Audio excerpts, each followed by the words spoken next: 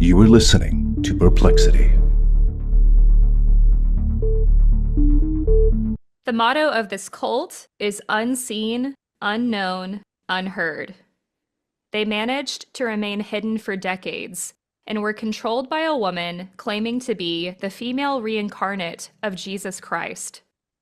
She ran this cult for 30 years and abused the medical system, committing people to psychiatric hospitals without their consent, forcing them to have unethical medical procedures.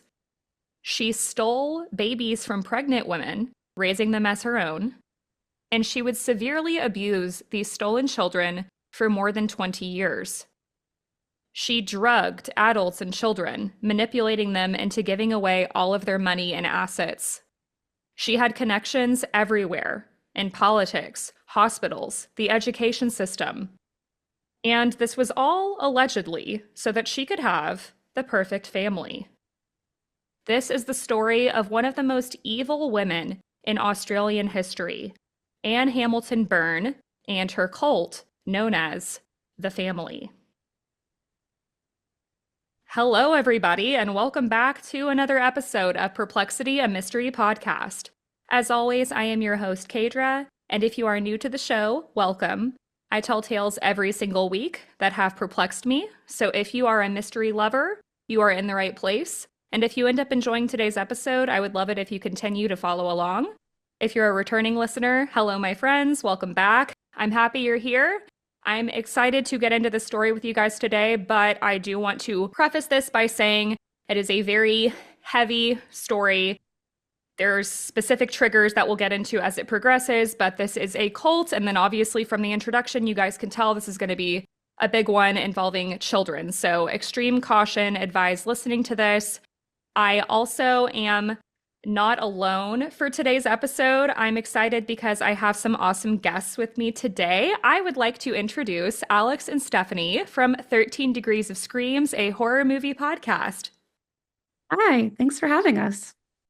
Hello, thank you. Absolutely. I'm so happy you guys are here. I know it's like a heavy story today, which is, I usually don't do heavier ones with guests because it is a little bit harder, but I do think that it's a very interesting story, a lot to talk about, and you guys do cover horrors a lot. So we will talk more about your show at the end, but do you guys want to just give a brief overview really quick? Alex, would you mind? Yeah, sure. So we just cover any kind of horror movie or horror adjacent movie, and then we go through the plot, talk about it, what we like, some of our scariest scenes, and then we rate it on a scale of 1 to 13, 1 being not scary at all, or 13 being the scariest thing I've ever seen. Yes, exactly. And I will be on their show as well, so stay tuned for that. Also, we have a known connection to 13 Degrees of Screams. And Stephanie, do you want to talk about that for a second? Yeah. So you guys have had Charlie and Tyler from Believing the Bizarre on your episode, and they, and vice versa, have had you as well. So they were very nice to connect us. And yes. Make sure you reach out to Kadra. I had heard you guys on their show before too, so I was super excited to do this, and I really love all of y'all's short content, so we'll talk about more of that at the end. But 13 Degrees of Screams, everybody go check it out. And just a couple quick announcements, and then we will get right into this story today all about the family. So first, I just wanted to remind everybody that if you have not done so yet, I would love it if you are leaving 5-star reviews wherever you listen. If you're watching on YouTube, I would love if you subscribe. And patreon.com/Perplexity Mystery Podcast is where you can be getting tons of bonus content, early ad-free episodes, and be supporting the show for as little as $1 a month. Don't forget, you can join any of the tiers for a 7-day free trial. And last thing I wanted to let everybody know about is it's 2025 now, so I have, because I've been releasing a new design each year, I have some new merch that just came out, and it's super cute. I'm proud of it. It's a cute ghost design with some little headphones. It has a sound wave on it, and it's my first paranormal design for a yearly one besides the Halloween one. So I think you guys will like that. If it interests you, the link will be down in the show notes, and of course that helps support the show too. So go check that out if you like. I think that is everything. So without further ado, let's get into this wild story all about Anne Hamilton Byrne and the family. So our story takes place in Australia, and Anne Hamilton Byrne was actually born not Anne Hamilton Byrne. Her name actually was Evelyn Grace Victoria Edwards. She was born December 30th, 1921, which makes her a Capricorn. She grew up in a very small farming town just outside of Melbourne, Australia, and she grew up with a mother named Florence. Her dad was Ralph, and Anne was the oldest of 7. Ralph was a very absent father. We don't hear much about him. But Florence was born in South London, and she was a self-proclaimed psychic medium. She was also diagnosed as a paranoid schizophrenic, and she was in and out of psychiatric hospitals a lot. Her delusions were quite severe at times. There was a particular situation in public where she actually set her hair on fire. So Anne's childhood clearly was unstable, chaotic. She did not have a strong set of parental figures. And Anne had to basically raise her 6 younger siblings. Anne and her siblings were often in and out of orphanages because of the lack of parenting as well. So there's a lot of neglect going on.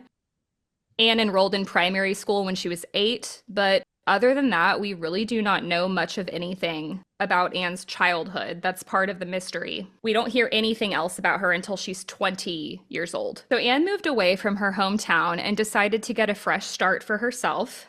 And she got a boyfriend named Lionel Harris. And for the first time, she starts picturing what her life could actually look like.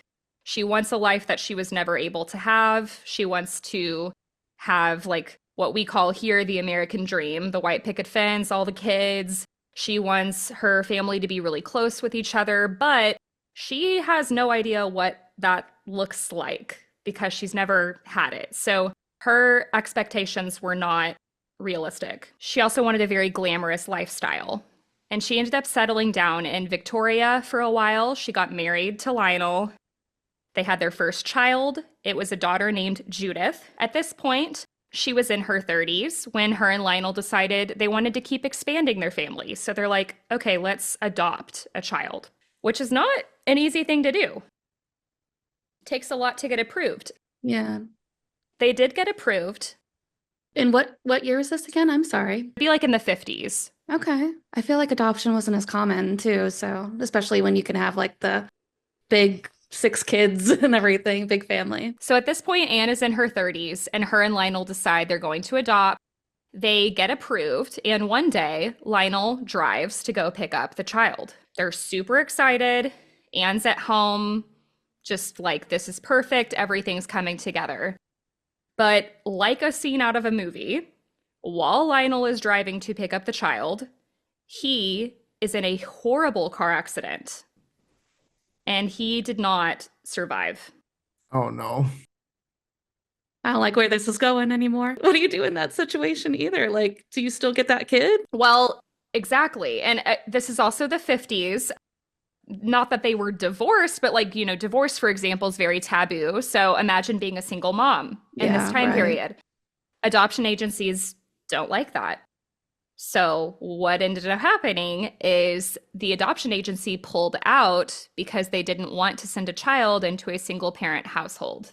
Right. Well, traditionally too, like most women were staying at home as well. So that's who's true. To say what kind of income she would have, not saying that she should deserve to have a child if she wants it, I guess. But of course. Yeah, I don't know if she was working at this point, but I would imagine probably not, just because that was most common back then. But now, obviously, everything that Anne had wanted and worked so hard for has just been ripped out from under her. So she is completely devastated. She's lost. And now she's also a single mother. She is a widow. And now we jump to the 60s. So this is when she decided to change her name to Anne Hamilton. She creates this new identity for herself because remember, she had been born, I think her name was Evelyn, but I've just been calling her Anne the whole time because it's less confusing. Yeah, Evelyn to Anne is a big jump in my opinion, but well, And they don't say where that came from. Like, I don't know why. I guess Anne could be like the shortened version of Evelyn, but like the N at the end. And she just wanted a new identity. That was the only reason. This was the 50s and 60s. People were going around calling each other like Kitty and stuff like that too, like as real names, and you're like, oh. No offense to anyone named Anne, but I would pick a more interesting name, I feel. I also think, like, just with other cults and stuff, and kind of knowing what I know about the story and what'll happen later, it's not uncommon for people who join cults to change their identity, change their name, or like kind of strip themselves of all these different things, attaching themselves to their old life. So maybe that was her way of doing that. But as for the name Anne, I don't know. Another mystery. Another mystery. So it's also the 60s. So think historically, this is the New Age movement. This is like the best time for cults. Cults were in their heyday. And of course, you can't have a cult without yoga. So she gets super into yoga, meditating, and she's good at it. She becomes a yoga teacher. She's getting into all these Eastern practices, but this was an obsession for her, which makes sense. She's had this extreme loss, all this grief. She really has nothing else going on. So she fully throws herself into this. She starts getting all of these students. She's doing all of these teachings as well. And what's also really interesting about Anne is despite her upbringing, despite all these horrible tragedies, she is very well-spoken, confident. She's very charismatic, which is a description we always hear with cult leaders. And it does not take long for her to build a following. So her teachings over time would become, of course, more extreme and controversial. This eventually led the yoga school that she had been working at to have no other choice but to kick her out. But Anne was determined. Did they say what she was starting to teach that made her get kicked out? Yeah, like I'm trying to think of your stereotypical yoga class at a gym or something like by the way, now we all praise Jesus or something doesn't seem to fit in the normal. I would assume what she was teaching is what we are about to get into in the next paragraph. It doesn't say that it's like at this exact same time, but I would assume this is what got her in trouble. Okay. Oh, okay. So she starts at her new practice because she gets kicked out. She starts her own yoga school and she convinces all these people, so this is what could have gotten her in trouble before, that she is a higher level being and that she has descended from French royalty. Okay. Oh, okay. I don't know. Why not? And she starts doing one-on-one teaching sessions too. She gets into the occult. She starts using Ouija boards. And she starts telling all of her followers that she is a medium, which, if you guys remember, that is also what her mother claimed. Mm-hmm. We don't ever know if Anne was schizophrenic like her mother or had any type of documented mental illness, but these are just things to think about with all of the things that she claims. She also would openly talk about the supernatural, and she started to make these claims that she was immortal. Wow. Just huge jumps, like From French royalty to immortal. She had to keep up her immortal look because she's telling everybody she's immortal. So she started getting a lot of plastic surgery. oh, and it wasn't good. No. Oh, it wasn't good surgery. No, and also just like where plastic surgery was during this time period, when you got a facelift, they literally would lift the skin and pull it back. Oh. Well, Her hairline, guys, yeah, you can definitely tell it's different. It's very different. it gets further and further back through the years. Man. Oh my God. Is it a different time zone? Literally, it has its own zip code. She had innumerable facelifts, nose job, filler, and this would go on throughout the entire time that she had the cult because she's telling everyone she's immortal. Oh, it's not working. You're not fooling anyone. We can see what you're doing. And you're just getting scarier. She did fool a lot of people, but there is a specific reason why that will make way more sense in a little bit. But It wasn't because of these faceless, I don't think. I don't think she was fooling anybody. The female followers that she had acquired had also left their husbands. And because divorce, again, was like highly taboo during this time period, Anne could use this to her advantage. When her female followers left their husbands, it pushed them into Anne's arms that much more. And she basically made this her new family. Interesting. I mean, I've heard of it like with like Jonestown and everything, like kind of like separating the men and the women. So then when it's typically like a male cult leader, like so then they'll have access to all of the ladies. But then for her to be like, nah, bring your single moms, your widows, one come all. It's just an interesting concept for, especially I feel like for a woman. I don't know. I don't know that many female cult leaders though. But no, I mean, that's part of why I picked this is that I don't think I've ever covered a story on like an evil woman, and I haven't covered a cult that was led by a woman. So I thought that would just be an interesting concept. And yeah, her cult largely started with just women. interesting. Good for them. You know what? Yeah, good for them. Girls play. It's kind of what I'm thinking at this point. Yeah, at this point, you could say they're not hurting anybody. They're fine. Leave them alone. Let them do their thing. In 1962, Anne decided, though, that in order to grow her group, she needed to start recruiting men. So she kept that up for a while, then started recruiting guys, and now enter Dr. Raynor Johnson. He's wearing the tiniest little glasses you have ever seen. This will all be in the Instagram post. Dr. Johnson was very distinguished. He was from England. He was first-class honors degree from Oxford. He had a doctoral degree in physics. So obviously he's very intelligent. And at this point, he was actually a professor and head of Melbourne University. He had his own family. And wouldn't you know, he was also, like Anne, very into the paranormal and Eastern philosophy. So when he joined, he brought like his whole family with him, or? We'll get there. Okay. Yes. At this point, he doesn't even know Anne. Okay. But Anne had learned about Dr. Johnson because he was very well known in the community. He was very influential. He had friends in high places. And Anne had nothing but time to like research and kind of plan. And so she started studying and learning a lot about Dr. Johnson. And she became convinced that she had to get him into her cult because she knew that he could help it grow. Oh, man. So she eventually finds out that he's very into the paranormal. And among these fascinations, Dr. Johnson was highly interested in the concept of clairvoyance. And remember, Anne had been telling her followers that she was a medium. She had these psychic abilities. She had convinced herself of this. So naturally, she was like, if I could read Dr. Johnson's mind and predict his future, he would have to join my cult. I mean, that's how you trap them, right? Like, I'll read your fortune, and you have to. They do sound like they're two peas in a pod, so like it's just bound to happen. But how could she predict his future unless she's a real psychic? And because she knows nothing about this guy. So she decided that she would use her good looks to woo Dr. Johnson's gardener. That poor man.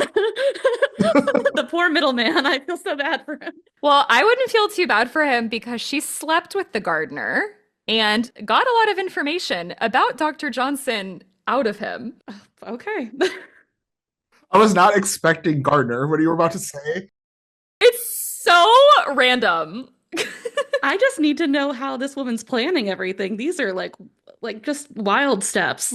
Yeah. I want to get close to this specific dude, which I feel like is also just not cult branded either. You would just kind of like go out and find people, like a group of people. No, she's got a specific target in mind, but got to get like the middle guy in between first. Exactly. I know. There's so many steps, so many intricacies where I'm just like, girl, the way I would never. You got to get close, but not too close. So, I mean, I guess the gardener makes the most sense. I guess. Lucky he had a gardener. I mean, what if he didn't? Then what? Right. Well, it worked. She slept with him, got all this intel. And so one day, Anne knocks on Dr. Johnson's door. He opens the door and she says to him, You don't know who I am, but I know who you are. I've slept with your gardener. I'm sorry. Real. You and your wife are about to take a trip to India, and your wife will become seriously ill on that trip. So Dr. Johnson and his wife go on the trip, and sure enough, his wife did get ill with a stomach bug. But this is quite common when people travel. It's not like it was a really groundbreaking prediction, but to Dr. Johnson, it was. So basically, she got this intel that they were going to take the trip to India, and then she just kind of added this extra detail and hoped that it would pay off. And she did get sick, which I mean, I get sick almost every time I take like a big trip. So do you call that psychic? I don't know. I was getting suspicious, like she had the gardener do something. Yeah, that's what I thought. I was like, what'd you do? I believe it though. I know. I was wondering if she like somehow got something in her bag, like in her medicine or something that made her sick. I don't know, but they never say that. So So now Dr. Johnson believes Anne is the real deal. She is a clairvoyant, and he becomes the first male member of Anne's cult. And Dr. Johnson would also bring his wife into the cult. And this is when things really start taking off. They are growing. Dr. Johnson does exactly what Anne was hoping. He has all this influence, and he ultimately became the co-founder of the cult. They also decided to call themselves a very problematic name, the Great White Brotherhood. Oh no, it's not getting better. No. Oh, They do eventually change their name to the family, but for this time being, they were the Great White Brotherhood. that's so weird that they would choose brotherhood when there's only one dude at this point. Yeah, that's what I was thinking too. It's majority women. Like, Yeah, I don't know if that was like to help advertise trying to get more men, because they do get more men eventually, but yeah, really weird. They start, like all cults, taking their message on the road to recruit more people. So they start claiming that Anne is capable of miracles, and among the people going to her yoga classes, because that's still going on, she has all of these prominent people coming because they're all being invited by Dr. Johnson. So there's these politicians coming, these lawyers, these doctors. And so Anne starts getting all of these connections. She starts telling people she is the female reincarnation of Jesus Christ. She starts claiming she can heal the sick. And she actually convinced some of the doctors in her yoga class to help in her demonstrations. They started poisoning some of the other members so that they would appear very ill. And then they would bring them up in front of the class as a demonstration that she could heal them. But really, it was just like the doctor would kind of intervene or do something to stop the poisoning. Like, they didn't really give specific details on that in all the sources I found, but basically they would make them appear sick because the doctor would help. And then she'd be like, they're cured. Look, I did it. Girl, Miss ma'am. what's she doing? can I stop you right here? We're gonna pump the brakes for a second. So they didn't know they were getting poisoned. So As far as I know, they did not. wild. Yeah. Okay. Okay, I don't know how you like slyly poison somebody like frequently enough. I don't know what she gave them. Yeah. And then like what's easily corrected instantaneously just to be like, look, magic. And this is kind of the first warning sign that Anne is willing to hurt people a little bit to get what she wants. Another prominent figure in this group, and I think is a major reason why this worked for so long, is another doctor, Dr. Howard Whitaker. Whitaker was a psychiatrist. He had been conducting a lot of research on LSD. Okay. So things are starting to make more sense. Starting to get spicy. Yeah, and why people were buying her bullshit. Right. Because if they're pumped full of drugs, of course they're going to think that she's immortal. Dr. Howard Whitaker had been doing all this LSD research on how to treat mental illness, but he started helping Anne funnel drugs into the Great White Brotherhood. The followers were given high amounts of LSD, and they would be put one by one in these dark, quiet rooms, and Anne would enter dressed in white. There would be smoke machines. There were lights around her. And she would tell her followers that she was Jesus Christ. No. Anne would have caught these hands so fast. Like if what, they're just like, yeah, this is fine. I'd be freaking Just out. imagine a What are we woman, doing? like, her forehead's back to here. Coming out of the smoke. Like, I'm Jesus. This is my worst nightmare, honestly. Oh my God. And then, as if this couldn't get any worse, which I'm going to keep saying during this episode, don't worry, it always gets worse. Anne meets Joy. And Joy, wouldn't you know, owns a private psychiatric hospital. Joy was also nearing the end of her life, and it did not take a whole lot because Joy was pretty lonely, didn't have a lot going on for her, for Anne to take Joy under her wing and actually convinced her to leave her psychiatric hospital to Anne in her will. You could just will someone that? Like, I feel there's a lot of legal things involved with that. But yeah, this is the 60s, so it's a little hairy. it's a little loosey-goosey. It's fine. It's also a private psychiatric hospital, so probably like less red tape to jump through. But oh my goodness gracious. So now this woman has access to, let's just recap, politicians, lawyers, doctors, drugs, and a psychiatric hospital. she is like one powerful little evil villain, like shaping up here. With the tallest forehead you've ever seen. So during this time, according to Australian law, you only needed 2 signatures from physicians to get someone admitted into a psychiatric hospital. And she has 2 doctors, at least. She has plenty of doctors in her group, and this would give Anne even more control, because some people might be wondering, well, why does she want a psychiatric hospital? What is this for? So basically, anyone who dared defy Anne would be admitted into this hospital. So at this point, it is 1968. Anne is 47 years old, and she starts telling everybody she's in her 30s. And she meets Bill Byrne, hence the name Anne Hamilton Byrne. The second that Anne met Bill, she knew she had to have him. Only one problem. He was married with 4 children.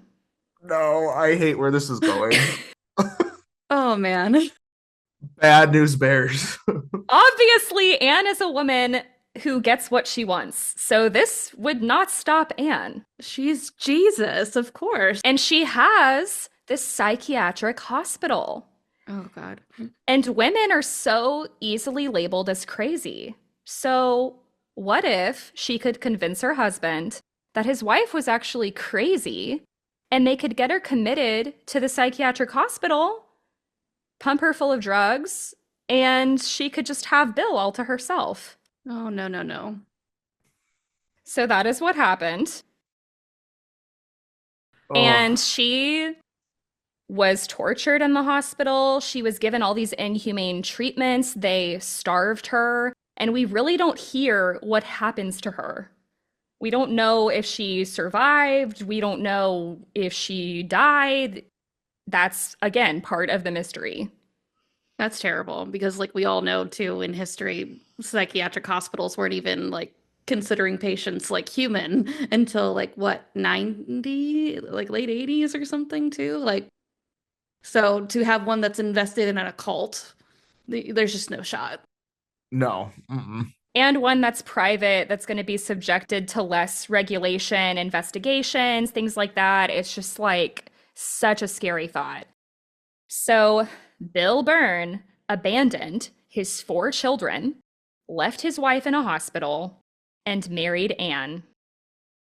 And now Anne's group was around 500 members, all of which were at least middle class. They were highly intelligent, successful, and as we've talked about, powerful people in society.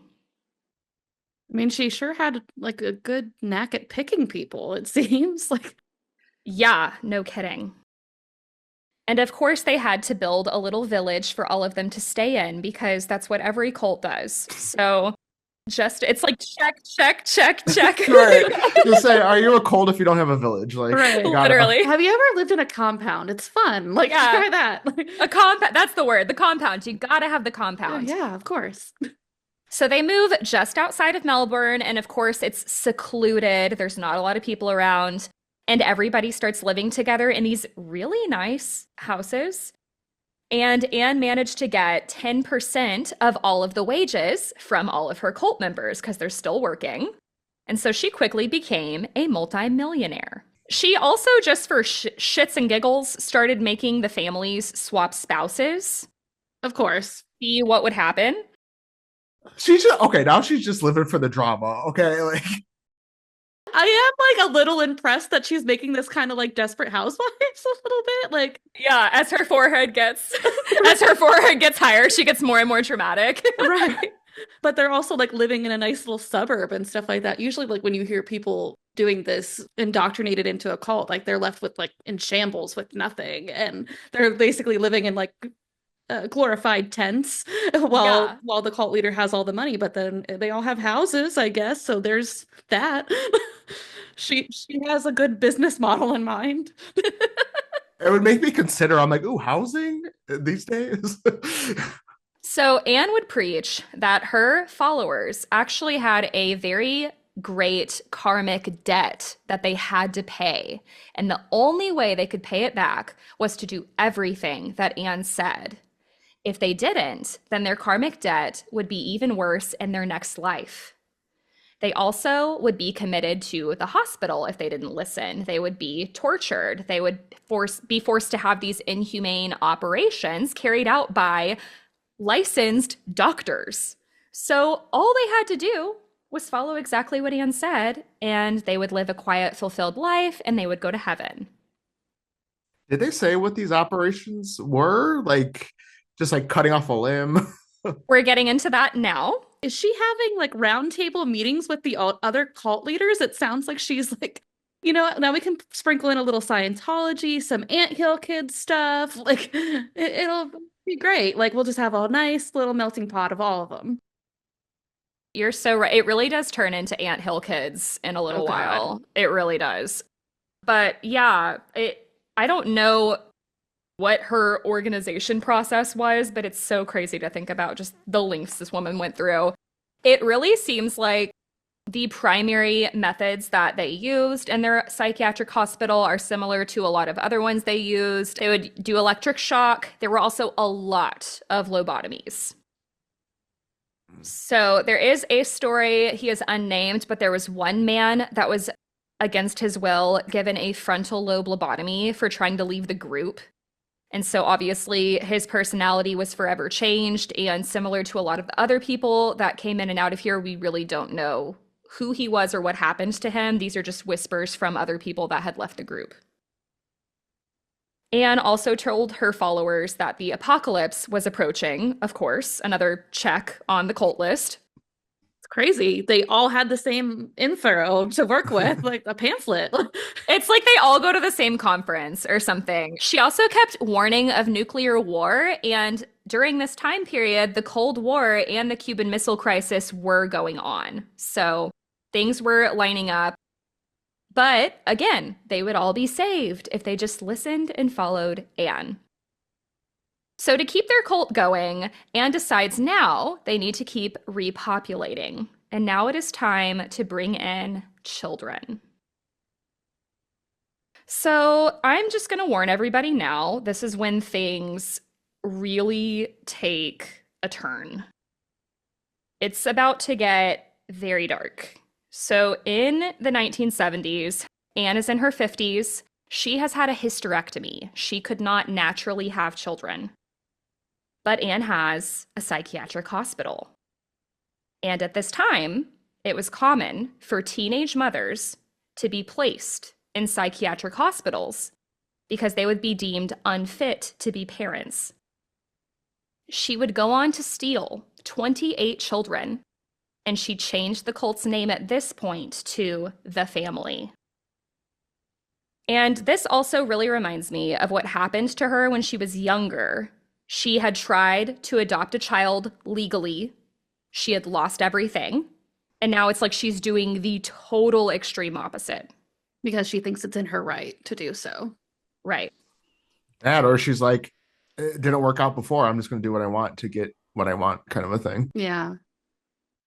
Among people admitted into the psychiatric hospital were pregnant teenage mothers deemed unfit, and the doctors would just take the babies when they would give birth and they would give them to Anne.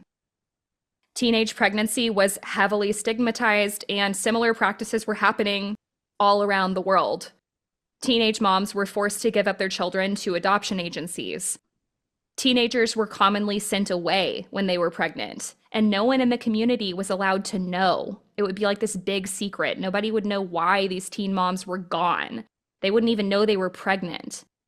They would have the baby in secret and come back childless. And Anne used this societal stigma to her advantage. So in the wards, it was common practice to cover the mother's face with a pillow when the baby was born, and they would immediately take the baby away so that the mother would never see or meet them. And this scared me at first when I was reading it because I thought it meant they were like going to Suffocating them. Yeah. Yeah. As far as I know, they did not. They, for whatever reason, would just put a pillow over their face. I guess because it's already in the room. So then they can never claim, like, I know what my child looks like or something. Maybe. Yeah, and I'm sure they were like pumping them full of drugs too. It's just awful. And again, Anne has all of these doctors in her cult, and they're working still as doctors at other medical facilities. So they're seeing these teenage moms come in for appointments, and they're like, ooh, this would be a perfect target for Anne to have. And they would help get these teenage moms committed. So she then starts getting help of lawyers because she is taking in all these children, and she's like, I have to make this look like these are either my real children or that they were adopted. So these lawyers help her fake all of these documents and records that would show that she either A, legally birthed the child and it was hers, or B, that she had legally adopted the child. Wow. Something's not checking out. How many babies are just being taken? There's no way you could birth that Well, many. 28 too? Like, Yeah, that's what I'm saying. Like, you got to hit a limit somewhere, right? oh my God. And it just keeps going and going. Like, of course, they're repopulating too, and there's families in here, there's husbands and wives. So other members of the cult start getting pregnant, and sometimes they were forced to give these children over to Anne, and she would raise them as her own. And the child would never know the truth. They were taught that Bill and Anne were their biological parents. That's crazy. So they're like doing the Duggars, basically. Yeah. The whole Oh my time. God. Yeah. Geez. Wow. And it's so many. And then to be like, but then everyone also that's having a child in the community can also have my children as well. Yes. Ugh. Anne would steal a total of 28 children over the course of 10 years. About half of them are believed to have come from her psychiatric hospital, and the other half are believed to have come from other cult members that had naturally given birth to the children, and then she would take them. Anne also lied and told her followers that she was having twins and triplets, and this would explain the large quantity of children that she kept having. So how would she convince them that she was pregnant? She walked around in a pregnancy suit. With triplets every other week. Wow. Okay. Yeah. So she's just, I don't know how fast, at what rate she's getting these kids, but I don't think she's probably not spacing them out 9 months every time. No, I mean, there's too many.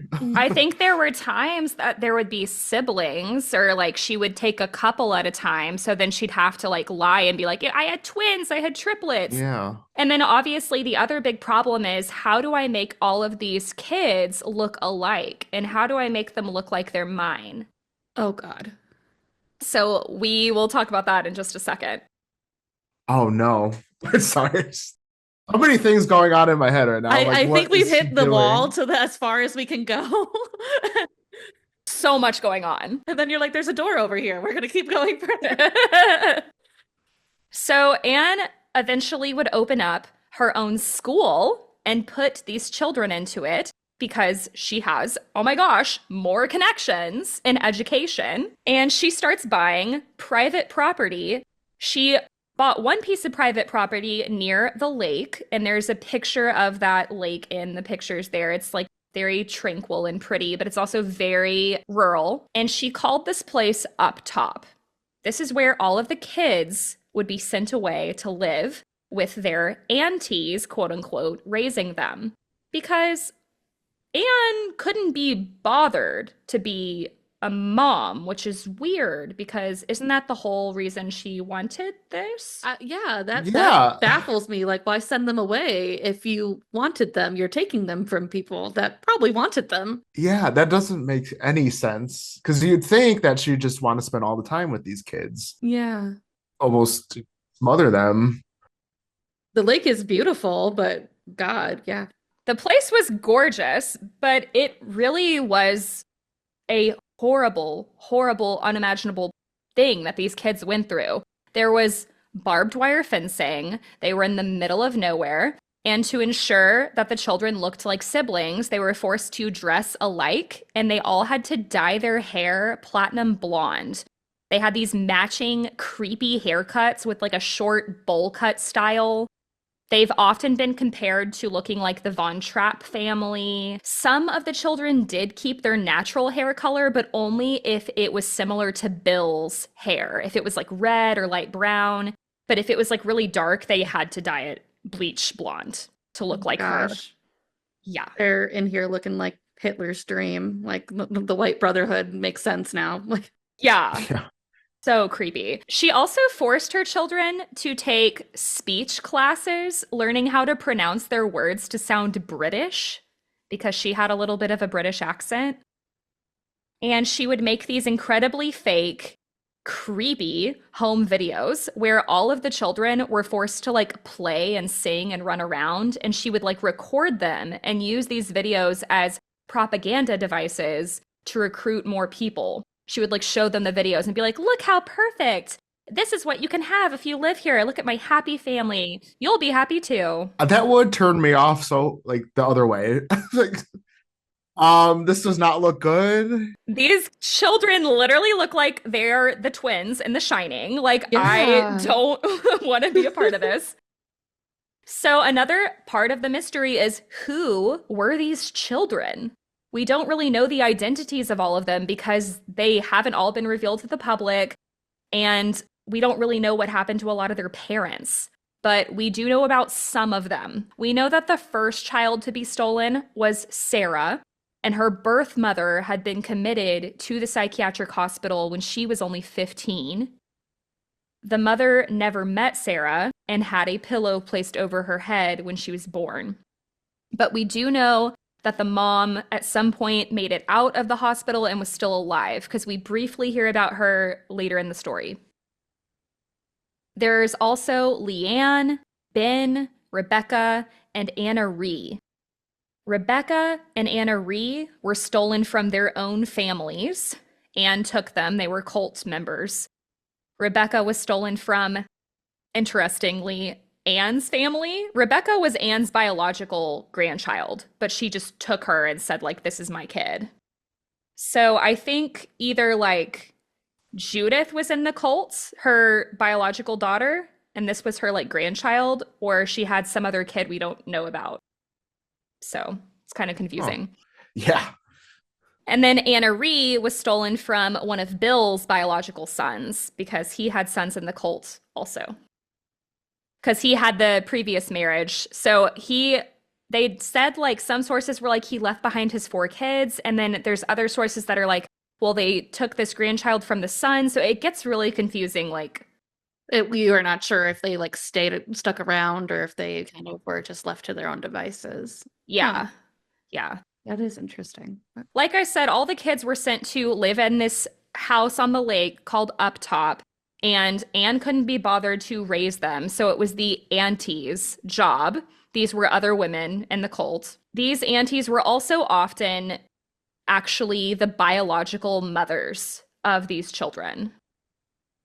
So part of me wonders if like they went there initially because it was like the only way they could be close to their child. It's just so confusing to like take a child away from its mom and then be like, I'm your mom, and then force it back with its actual mother and be like, I'm still your mom, but they're going to take care of you. This is part of like why I think there like had to have been mental illness, because it's just like nothing is logical about any of this, obviously. But these aunties did everything Anne asked them to do. Sometimes Anne would come to up top if she like, you know, just wanted to be there conveniently for different things. She also would make herself seem like the good guy to the kids, and the aunties would have to carry out all the discipline. The main aunties, we know their names were Elizabeth, Trish, and Margot. We don't really know about any of the other ones. Now we're just going to talk about, for a little while, what the kids had to deal with every day. So again, I just want to warn everybody before we talk about this, this is going to be intense. The children were forced to wake up every day at 5 o'clock in the morning. They made their beds and got ready. And at 6 a.m., they would proceed to do yoga for an hour. They would listen to Anne's sermons. They had to participate in various chanting mantras, meditation, physical exercise. Then they were allowed to have breakfast, which consisted of a few pieces of small fruit. Then they would do schoolwork, chores, and later they would receive their lunch and eventually their dinner, both of which only consisted every single day of steamed vegetables. And then it was bedtime. Ugh. Man, The worst day. I'm hungry thinking about that schedule. Like, Yeah. And obviously, these children were severely malnourished. They did not have access to proper food. The cabinets were always locked up as well. And the aunties would walk around with the keys to the cabinets jingling on their hips, almost like they were taunting them. The aunties were known to eat lavish foods in front of the children. The children had no access to electricity, running water. They only had one source of light, which was a gas fire. They had no access to television, newspapers, or any fun books. The only books they could read were medical textbooks. They slept in dormitory-style rooms with boys on one side, girls on another. And like many cults, they were stripped of any personal belongings. They could not have any personality or any say on their personal appearance. They were also forbidden to form friendships or show any type of affection with one another. So it's like they're just part of the machine. and what would happen to them as they like got older? Like like since Anne's not being like a traditional mom, it's not like they're all having like Sunday dinner at her house every week. It's like what happens to these kids? That's very daunting. Right. Yeah. Well, we know that she stole 28 children and that they were subjected to this over the course of 20 years. And I know that like a lot of them stayed and grew older. We talk about what happened to some of the older children a little bit later, but the children were abused as well. They were often punished by beatings with whatever the aunties could get their hands on. Times it was as severe as the aunties grabbing pieces of wood with nails hammered into them. Oh my God. Terrible. I just the fact that some of them were their biological mother and they're still doing this, like, I mean, to do it to any kid is obviously horrible, but your own offspring, like, what is going on here? Right. Yeah. And not that this is any excuse, but I know that there was also a lot of LSD at Up Top also. Okay. But that is just another thing to think about because it's like, how the hell could you even do this? And how she enforcing it to happen if she's not there as well. Right. Well, I know she spent a lot of time on the phone with them. We talk about that a little bit more, but yeah, it's just insane. Sometimes the children would be starved for days on end. They were forced to go and scavenge for food in the woods or dig through the garbage because they would be so hungry. The children were punished for absolutely ridiculous things. They were expected to follow impossible rules that changed every single day. The children were forbidden to form friendships, like I said, and two of the girls, Sarah and Andrea, had become friends, and the aunties found out about it. So they were forbidden to talk to each other for an entire year.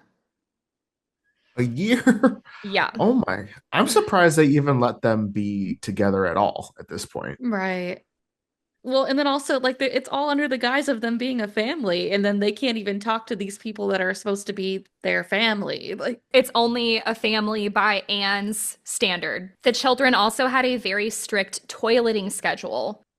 They could only use the toilet at certain times, and they could never go to the bathroom during the nighttime. This would often result in children wetting themselves or wetting the bed. And this would result in extreme physical punishment. The older children were also forced to be involved in these beatings, and the abuse knew no age, including babies. So, children, including babies, would be punished by being forced into ice-cold showers while they were beaten. Children were subjected to interrogation sessions. If one child broke a rule and no one would fess up to it, they would put a stool in the middle of the room, and one by one, each child had to go up and sit on the stool, and they would just be berated, interrogated, yelled at. Confess, confess, confess. What did you do? But the children never would rat on each other. So if one got in trouble, they all got in trouble, which is like so heartbreaking, but also like amazing at the same time. Just that concept of like, these children know this is wrong. Mhm. These children who have known nothing know that this is wrong, and they're like supporting each other. right. And they're not allowed to bond with each other in any way, but like still they have that solidarity to, just instinctually take care of each other. Mhm. Children's heads were sometimes dunked into ice-cold buckets of water. They were waterboarded. And Anne, at times, would participate in these interrogations and beatings. So the children were also weighed each morning. And if they had gained any weight from the day before, it could be 1 pound, they would be beaten and their food would be further rationed. So there was one child named Cassandra that was severely malnourished. She was so malnourished, she started to get a distended stomach, which we commonly see with people who are starving. But Anne is delusional and crazy, and she thinks that Cassandra's getting fat. So she keeps taking Cassandra's food away.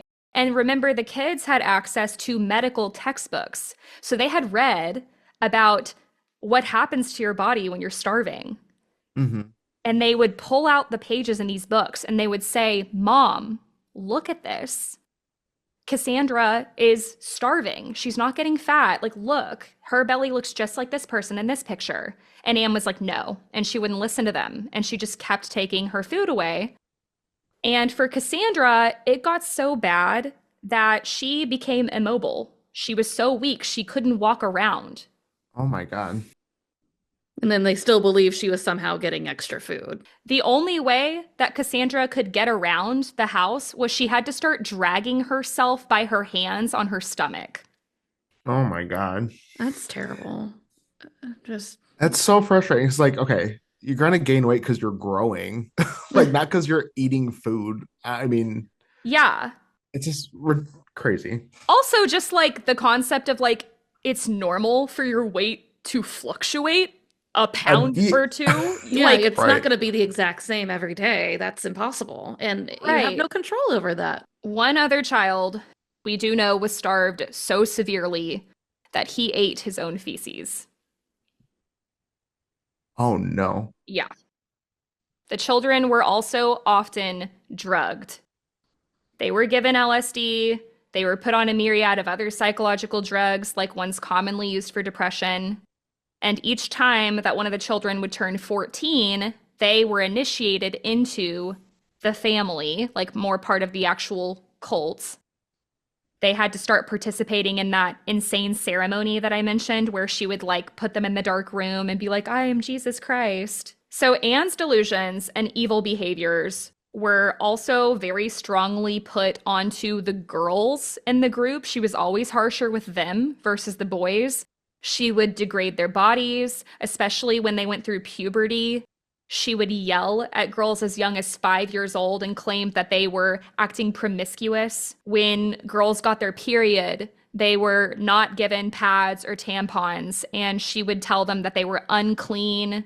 She told them that they had cancerous tumors growing out of their genitalia, and she started accusing a lot of the girls of being lesbians. What the hell? Oh my gosh. And these are like these children that she wanted so badly. Like, Does she believe this stuff, or she's just saying this stuff? Like, like, is she so far down like the rabbit hole, or like I'm saying too much LSD at this point. Just way too much. Too many forehead surgeries. Like, Yeah, guys, if this is like any PSA to not do hard drugs or not do LSD for, I don't know, like 2-3 decades, like, here you go. yeah, don't do that. oh damn, my I was God. almost into my full decade of LSD. Stephanie! So the children are going through unimaginable, horrific things. Like Stephanie was comparing to anthill kids. This really is very similar to that. The children have been beaten down, and they don't believe that they deserve nice things. So some of them started self-harming. Now at this point, we're going to jump to the 1980s. All the kids are still at Up Top. Anne and Bill are doing their cult things with all the adults. Anne had a net worth of $50 million.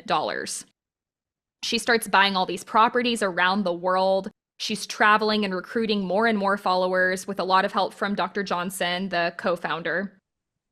And she wants to keep portraying her perfect image and her perfect family. So she would bring some of the kids with her. She would parade them around in their best clothing. They had to kiss Anne and Bill on each cheek, which was actually normally forbidden because they were not allowed to show affection. But in front of these potential followers that they're trying to recruit, they would be like, oh, come here, mwah, mwah. And then when the show was all over, they would be locked back away in whatever house they were staying at with the aunties, because they would be traveling around the world, and they would be treated the exact same as they always were. I'm just surprised, like, they were parading these kids around. No one stopped and looked at them and like, they look underweight, or they don't look right. Because Right. I would assume they didn't look the healthiest. Yeah, no, I know. I don't know how all of that worked too. I'm assuming like Cassandra probably could never go because she couldn't even walk. Right. There's no Right. way. Yeah. Which one's looking best that day? Yeah. Ugh. So while Anne was away, she would enjoy listening to, because not all of the kids would go. So some of the kids would be back at Up Top, and she would like listen in over the phone to like different punishments. The cult also managed to remain hidden at this time from the public eye, with Anne controlling her followers with very high amounts of drugs and LSD. When her followers were also under the influence of LSD, she would interrogate them. She would get secrets. She would get this control and say she would blackmail them. So if a follower ever tried to leave, she like had all this intel on them, basically. But eventually, word did start to get around about the family. And this is allegedly not something that Anne was responsible for. But basically what happened is near the area where their cult was, there was another community, just like a normal community with everyday people, and a child went missing, and it was blamed on the family. Apparently, Anne was not involved in this kidnapping, but I couldn't find anything else. Allegedly. Like, I'm saying that's probably what she did. And they don't name the child, so I couldn't really find much else. But whether she was involved or not, it brought a lot of attention to the family. The police start poking around, the media is following Anne everywhere, and the police would go to Up Top to search the premises, but Anne has all these connections, so she's prepared. Of course. And there's a picture in the email of where she would send the children when the police would come. So the children called it the hole. So the picture will be labeled the hole. It's literally a like square hole in the wall that was behind some cabinets. And it was like it was designed almost like a crawl space. So they would have to like go in there and hide. And the kids were taught that outsiders were dangerous. They were only there to hurt them. So the kids would be really quiet and the police couldn't find them. And again, Anne had connections. So she could like prep the house, strip it of like any proof that the kids were living there.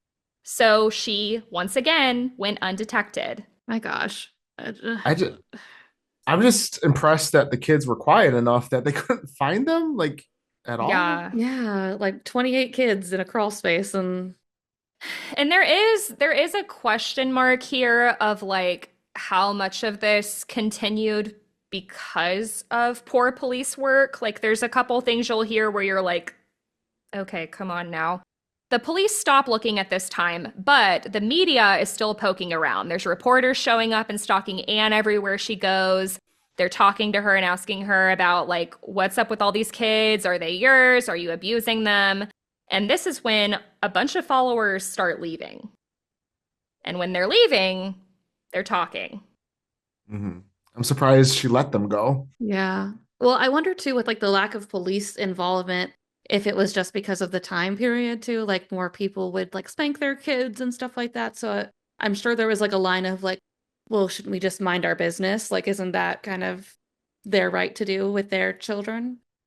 Yeah, that's very true too. The 28 children were also getting older and they were fed up. Some of them were starting to finally stand up to the aunties. Leanne and Sarah were two of the older children that we do know about, and they started running away a lot. And they were breaking into these nearby houses. They were taking food because they're starving. And they would continue to run away. And they ended up meeting two girls that were not part of the cult. Their names were Kathy and Helen. They start hanging out with Kathy and Helen, and they end up meeting Kathy and Helen's parents. And the parents don't quite know what's going on, but they know something's not right. So they start taking Leanne and Sarah under their wing.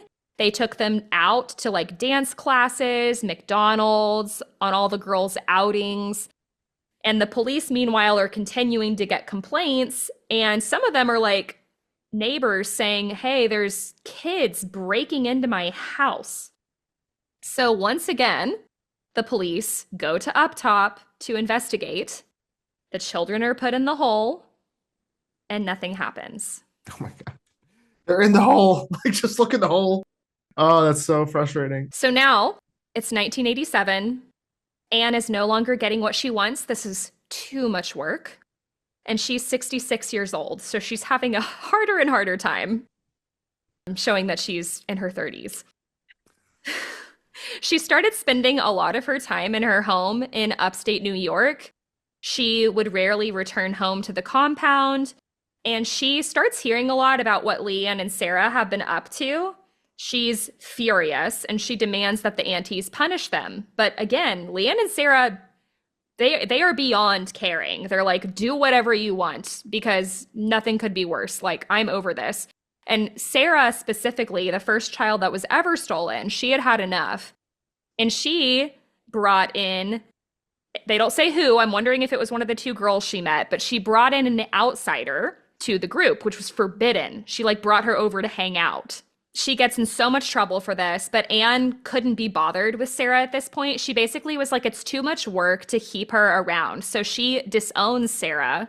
She kicks her out of up top and said she is no longer part of the family, saying to Sarah over the phone, quote, "You are no longer our daughter. Go out there and die in the gutter." I mean, I'm surprised she went back home, though, after meeting the other two girls that were outside of the cult. Leanne also followed Sarah out of the compound, and together they would both go to the police. Ultimately, it was Anne who was responsible for the cult being found out because she sent Sarah away, and now Sarah and Leanne were talking to the cops. So I find that ironic and incredible. I love it. At 7 a.m. that very morning that Leanne and Sarah had gone and talked to the cops, it's 1987, and the police storm the compound in the state of Victoria, and all of the other children are saved. The aunties were also arrested. Anne's other properties were raided. They find all of the drugs, all of the fake documents that they had created. And they start looking at all of the members of the cult, and they're noticing these are prominent figures in the community. The psychiatry ward finally got shut down. And Dr. Whitaker, the one that ran all those LSD experiments, lost his license. Dr. Johnson, the co-founder of the cult, his reputation was absolutely destroyed. All of Anne's followers also are now leaving. So this is really when the cult starts to end. For now. Oh, no. Oh, not This a is for for now. The children were also taken to receive medical care and rehabilitation. Cassandra was 12 years old when she was rescued, the one who had been severely malnourished. She weighed 20 kilograms or 44 pounds when she was rescued. Oh, my God. And I looked this up. The average weight of a 12-year-old female, a little girl, is around 41.7 kilograms or 92 pounds. So she weighed like half of what she was supposed to weigh. Jeez. Her growth had also been stunted. She was 12 centimeters shorter than the average child her age. And she was diagnosed with something called psychosocial short stature, which is a medical condition where a child stops producing growth hormones due to extreme stress. But within just 1 year, during her rehabilitation, she grew by 11 centimeters. So Australian Rehabilitation Services kept all of the children together as well, which is not common. They usually will like separate kids, but they kept them all together. And they went on outings, they went to the beach, they celebrated birthdays, and they were slowly deprogrammed over time. For the first time, they start learning about the world. They learned about electronics. They learned about a refrigerator, how to cross the street. They learned that Anne and Bill were not their real parents. And Anne and Bill, meanwhile, were laying low. They had all these houses all over the world, so they were just fleeing from country to country. And police would go on to interview all of the children. They interviewed Leanne and Sarah multiple times, who shared their riveting, horrific, unimaginable testimonies. The aunties and the other cult members were tracked down and interviewed, but all of them were denying everything. Nobody was talking. There was another doctor in the cult named Dr. Mackey. There's a clip that I watched of him where he gets confronted by the media. He was like involved in the cult and he gets really violent and he actually shoves a cameraman and like runs away. You don't seem guilty at all at that point. That's just a normal reaction. Yeah, of course.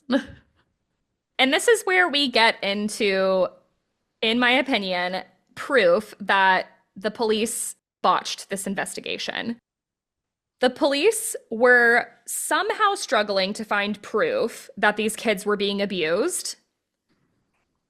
And they would also say that the statute of limitations had passed. I fucking hate statutes of limitations. I'm so sorry. They make me so angry. No, I've heard enough of horrible things happening to people, and then it just runs out of time, and they're like, well, it's like it never happened, right? Yeah.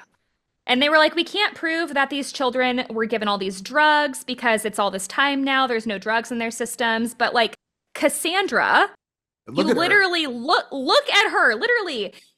Were no pictures taken? Like, and then Leanne and Sarah gave all of this testimony. Like, what else do you need? I don't know if they did it with the police. Well, they would have had to because they stormed the place. So they would have seen like the hole. They would have seen all of this stuff. So I'm just like, how do you not have enough proof? Right. I'm confused. right. So nothing happens. And for 5 years, police are quote unquote building a case, but no charges were brought. Police in Australia also still don't know where Anne is Like to this day? at this point.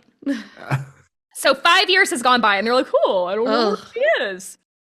And she has all these houses. She's going country to country. So I know that made it harder, but still, like, Jesus Christ. Isn't it on record somewhere that she owns these places? Like, let's just go to each of her properties, and I'm sure we'll find her at one of them. Unless she had fake documents for those too. Probably. I mean, it sounds like since the entirety of what all was going on and all the abuse and all the cult stuff was like decades long, the police were like, "Oh, that seems hard. I'm kind of tired. I don't think we can we can do this, so we'll just not do this case at all." I mean, to me, like, the reason that Anne got caught, which we're about to talk about, is not because of police work. It was because of one of the children, Sarah. Sarah doing all the work. Sarah doing all the work. I love her. So in 1993, Anne messed up.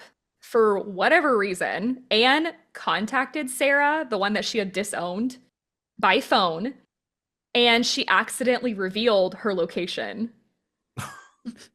And Sarah's in her 20s. She immediately went to the police, who immediately contacted the FBI because Anne was in upstate New York and Sarah's still in Australia. So Bill and Anne had their house in New York, this mansion in upstate New York, raided, and they were extradited back to Australia.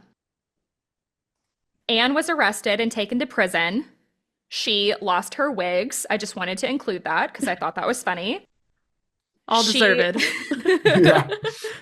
She lost access to all of her money, her followers, and that hairline, oh my goodness gracious, is even worse. Oh no. So after all of the unspeakable things that Anne did, a trial goes on, and the prosecution could only make one charge stick: conspiracy to defraud. What? Huh? Record scratch. What? Like,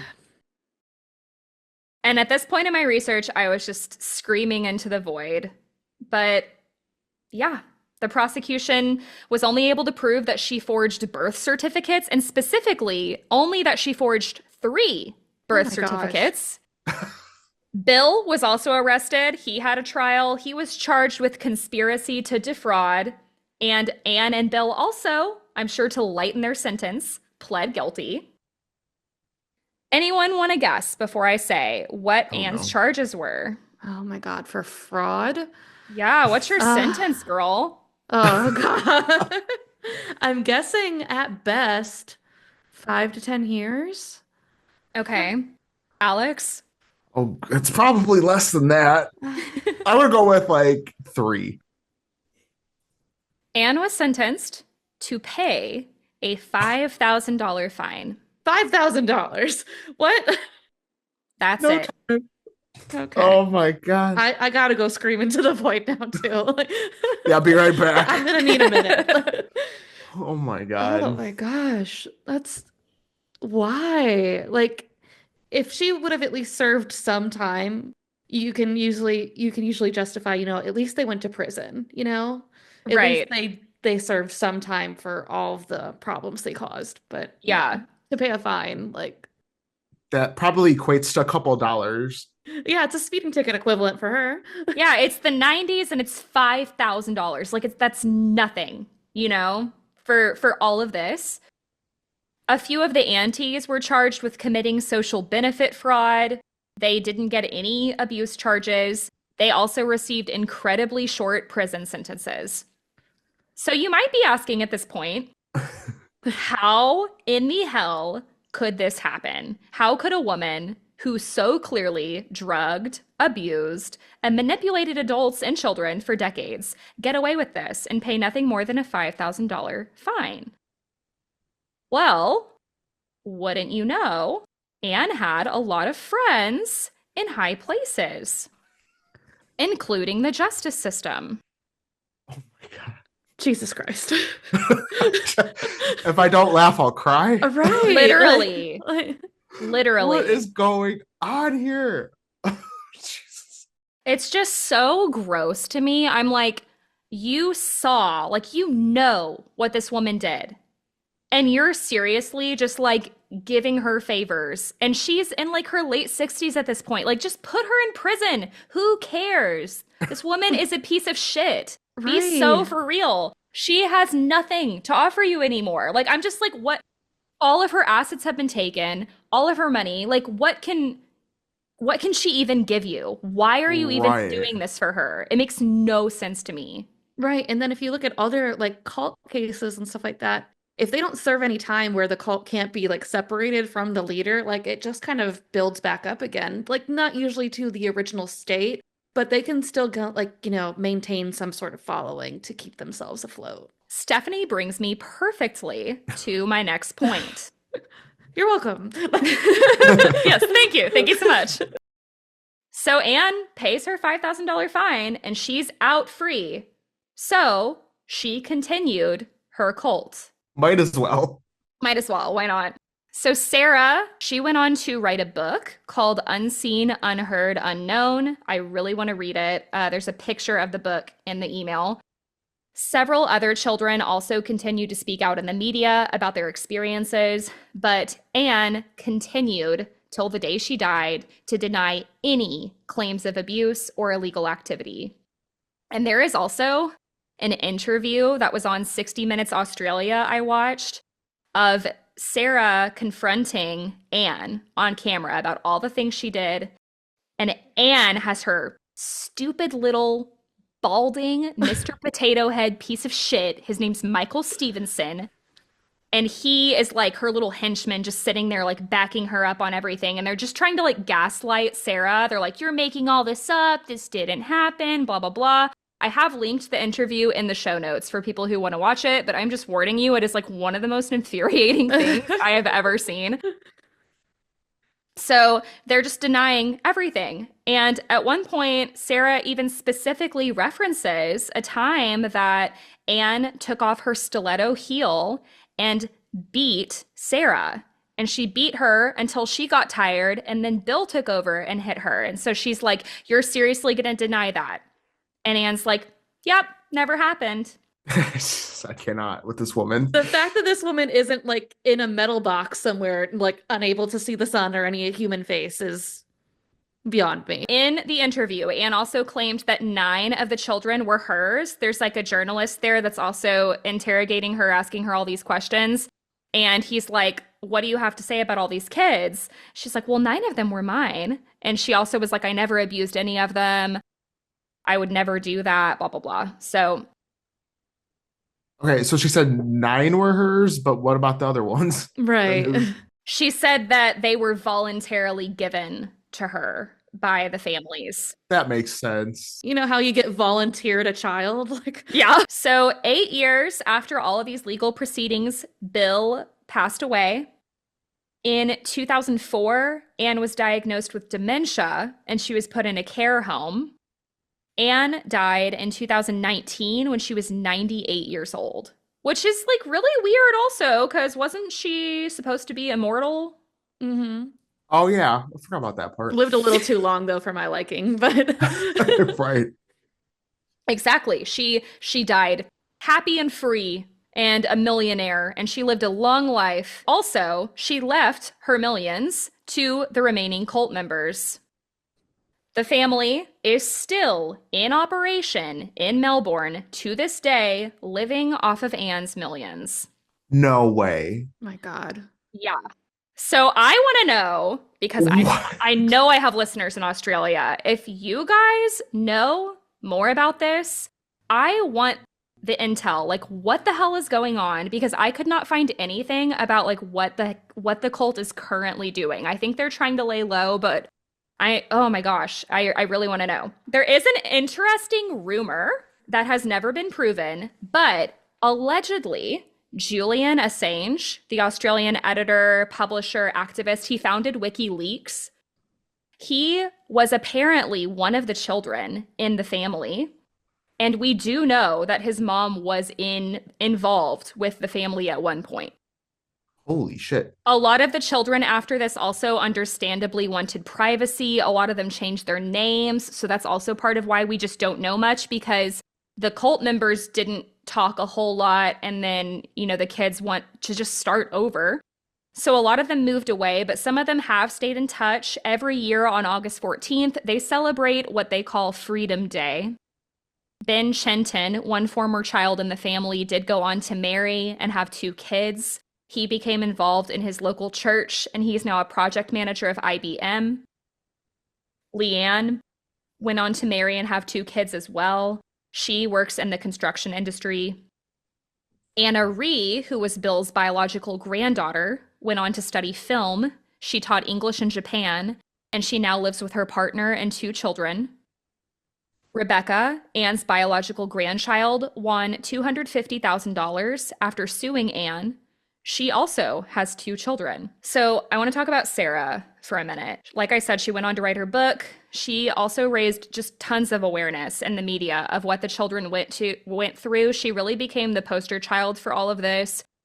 She was incredibly intelligent and well-spoken, and she went on to marry. She studied medicine. She became a qualified doctor, ran her own medical practice. She started volunteering to help displaced refugees around the world. Just an incredible person.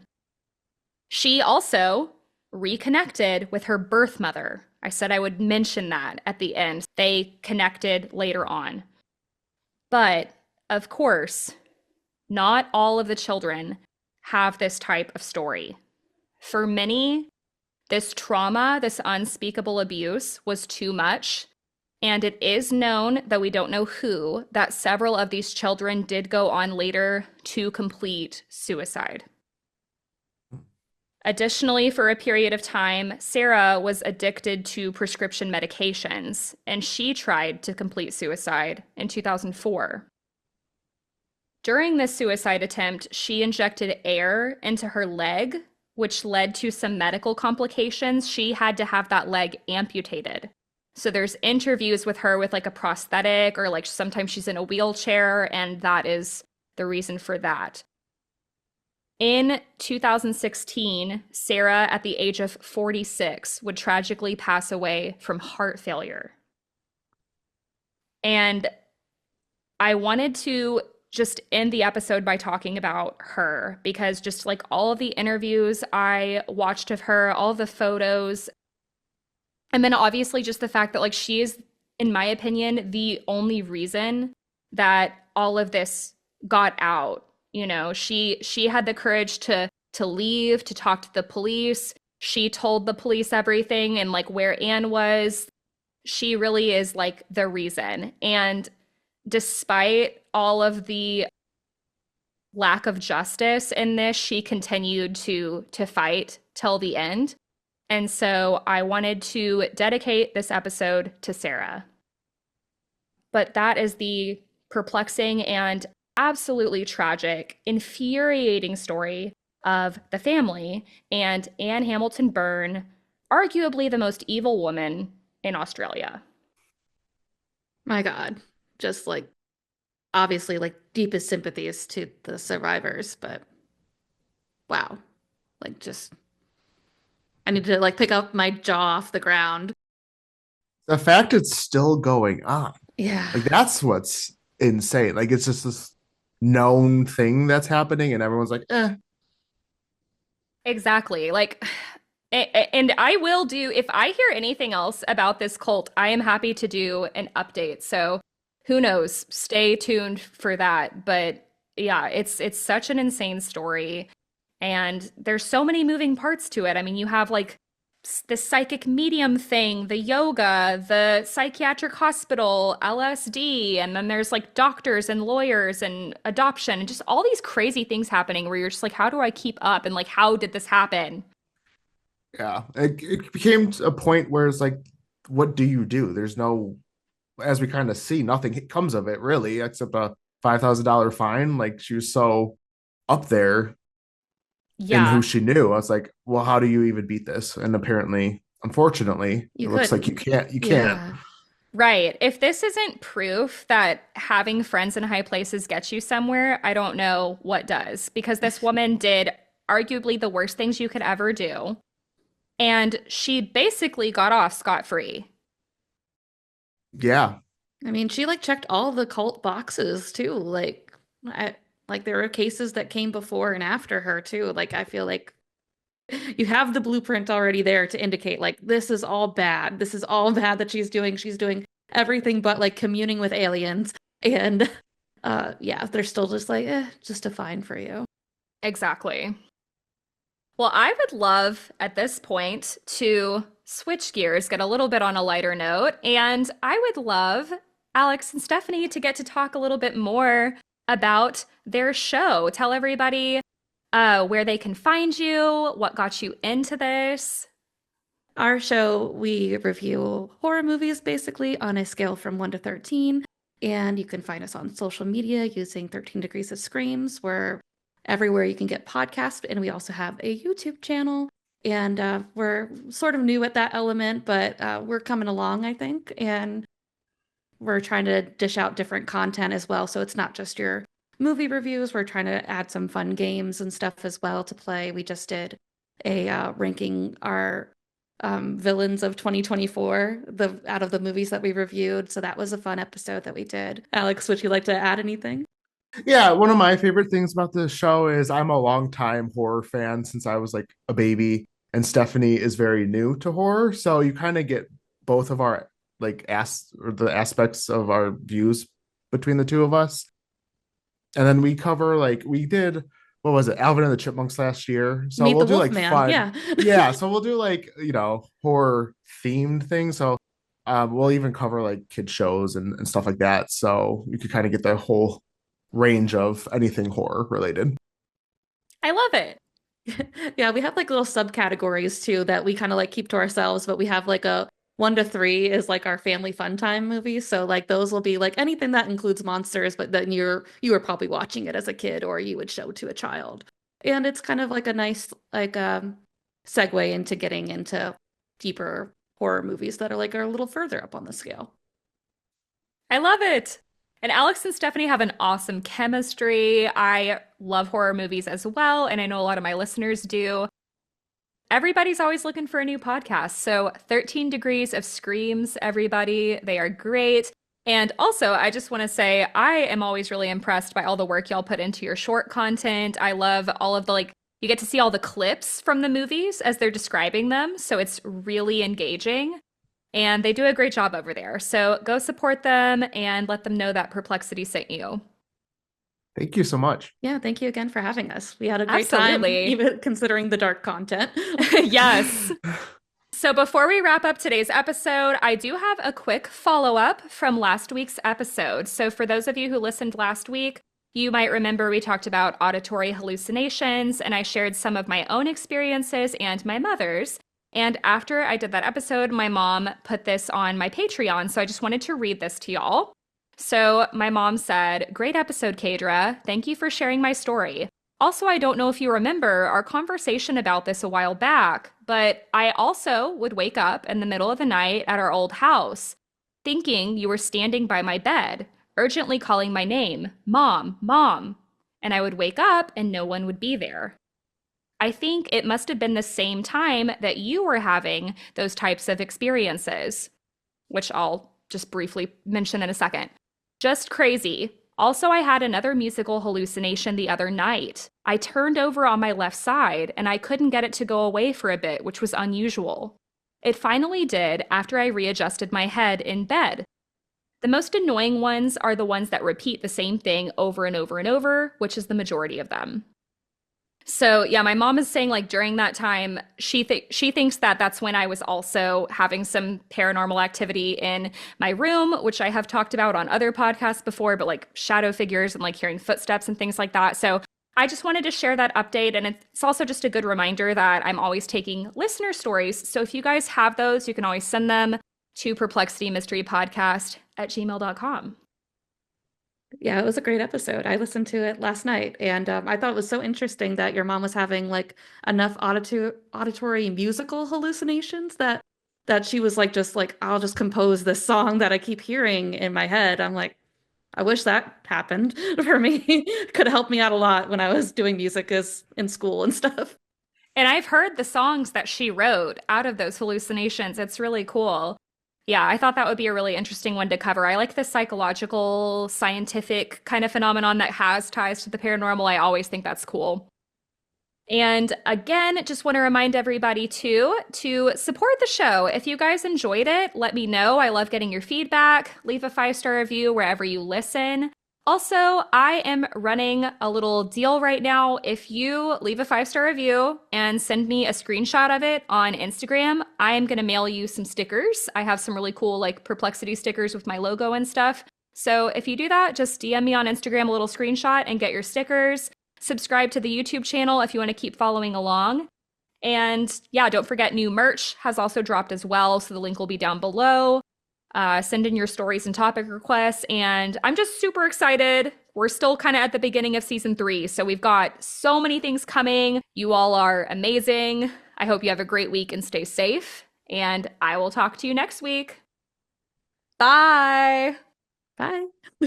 Bye.